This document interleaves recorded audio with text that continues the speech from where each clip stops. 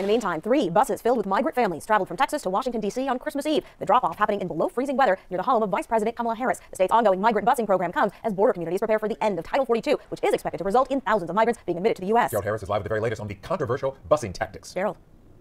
Busloads of migrants from Texas and Arizona are still streaming into the district. Many migrants are finding themselves in hotels. Sometimes they're even sleeping on the streets. News 4's Mark Seagraves broke the story earlier today on social media and reports D.C.'s homeless shelters are now at capacity. Remember the immigrants that Texas Governor Abbott was busing to Washington, D.C.? He's still doing it, basically every single day. That's according to migrant advocates in the nation's capital. And now, aid workers say they're running out of resources. To help local officials whose communities are being overwhelmed by hordes of illegal immigrants who are being dropped off by the Biden administration, Texas is providing charter buses to send these illegal immigrants who have been dropped off by the Biden administration to Washington, D.C. It's been a little more than a year since states on the border started sending migrants north to D.C. While there are still people in need of assistance who come here to the nation's capital, the prospects for some aren't great.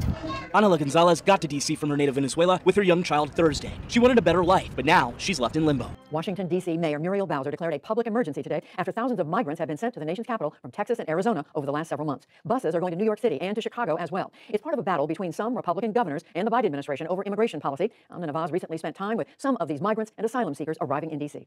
This morning, the mayor of Washington, D.C. has requested the help of the National Guard to assist with the buses of migrants arriving to her city, which she described as a growing humanitarian crisis. We expect to escalate the number of people crossing the border seeking asylum. The crisis began in April when Texas Governor Greg Abbott and Arizona Governor Doug Ducey started sending busloads of migrants to Washington, D.C.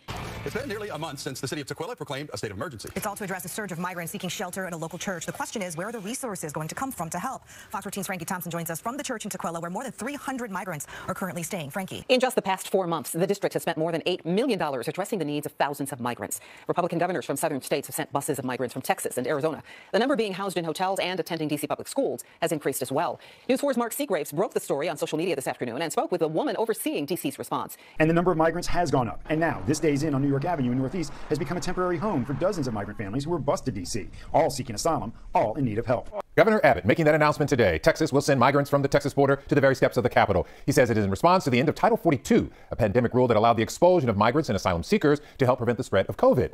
Governor Abbott started hiring charter buses to take migrants to so-called sanctuary cities back in April.